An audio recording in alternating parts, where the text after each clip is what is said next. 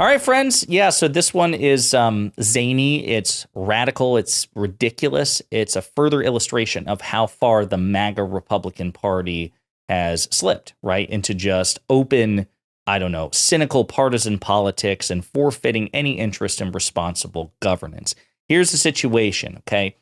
The Constitution mandates that the President of the United States give an address to Congress about the State of the Union, thus the State of the Union address. And ever since television and radio and so-called modern technology, right, it's been public as well. It's constitutionally mandated, and it's a required part of the president's duties. Now, back in January, the Speaker of the House, Republican Mike Johnson, issued a formal invitation to the president to give the State of the Union address, and that's part of the tradition of the State of the Union, that the Speaker of the House, whoever that may be, invites the president as a formality to give the State of the Union address. And this happened, per usual, back in January, okay? And that's when it was scheduled.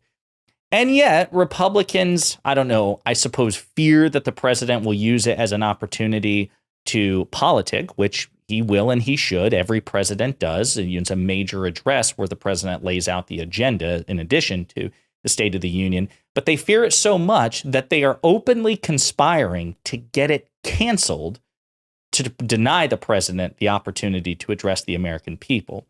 I want to play these clips and we'll unpack it together.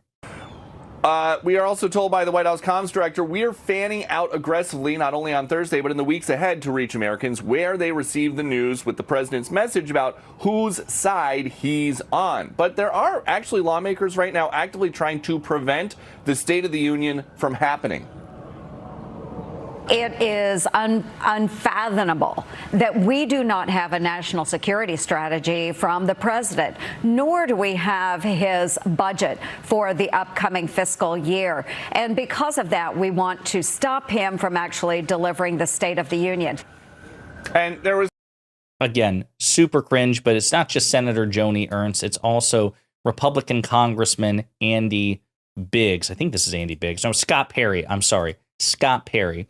Who is also a far-right lunatic. This is what he had to say to the Fox Propaganda Network. Use every single point of leverage, every single point, Maria, including the spending and certainly including an address to the people from Congress. He comes at the invitation of Congress. The Republicans are in charge of the House. There's no reason that we need to invite him to get more propaganda and to actually blame the American people for the crisis he caused. We can spend the time reminding America that on day one, he countervailed the last administration's policies that were securing our border. That's what probably the time would be better spent. So as you can tell, what they dread is that the president will use this as an opportunity to slam Republicans, which he hopefully will and indeed should, for the fact that they cynically, deliberately killed a relatively conservative bipartisan border bill which would address, at least by conservative logic, the issue at the southern border. Now, we've covered this extensively. The bill was endorsed not just by conservative Republicans in the Senate, people who were conservative on the border, very hawkish, but also, the actual Border Patrol agents, including the pro-Trump, anti-Biden Border Patrol Union. They were furious when Donald Trump killed the bill, even though they want him to be president.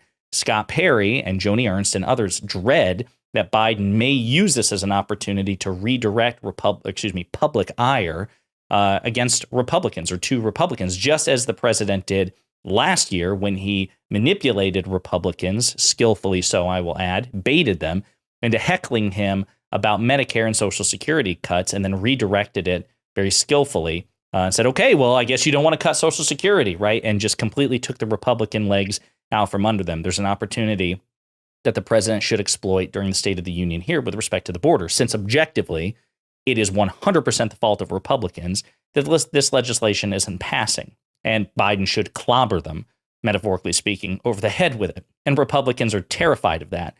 But again, this is what they want to do. Now, my suggestion is if, for whatever reason, Johnson rescinded the invitation, he should just walk into Congress and do it anyway, or at least set up a podium outside the halls of Congress and do it there too, just camp out in their backyard, so to speak.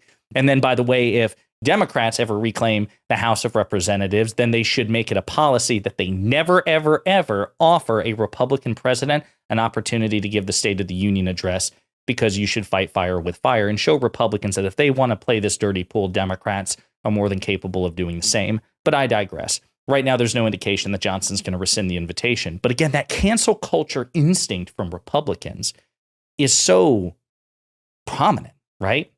Something else I talk about all the time, which is, conservatives and enlightened centrists pretend that the left invented cancel culture, that cancel culture didn't exist prior to the advent of Twitter and social media. But the fact of the matter is, number one, cancel culture, as we define it, which is distancing oneself from people or ideas that we don't like, or trying to suppress ideas that we don't like, that we feel, violates the norms and mores at the time.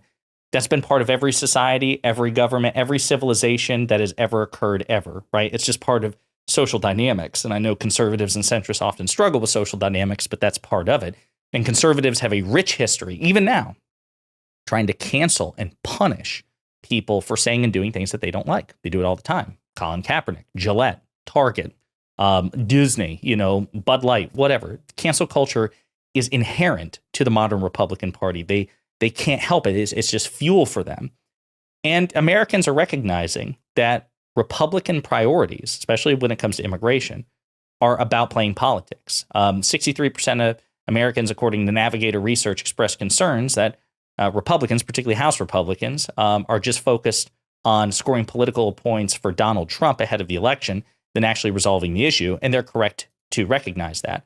As a matter of fact, Democratic Senator Chris Murphy pointed this out a couple of days ago, that new polling shows that when Democrats explain how Republicans killed the bipartisan, relatively conservative border bill, their 15-point advantage on immigration evaporates, right?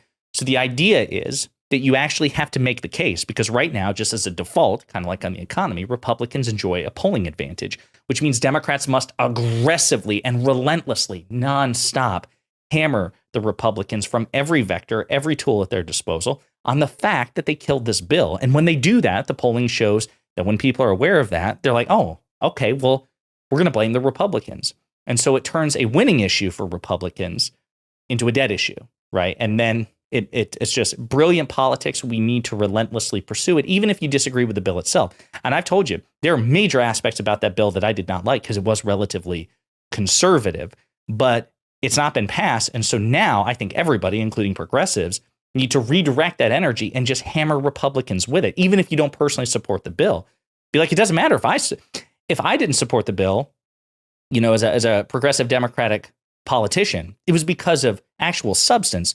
They loved the substance of the bill, which is why they, called for many of these measures. But because of Donald Trump and his politics, they are undermining the very sort of measures that they care about. So even progressive politicians, I believe, should be hammering the Republican Party about this as well.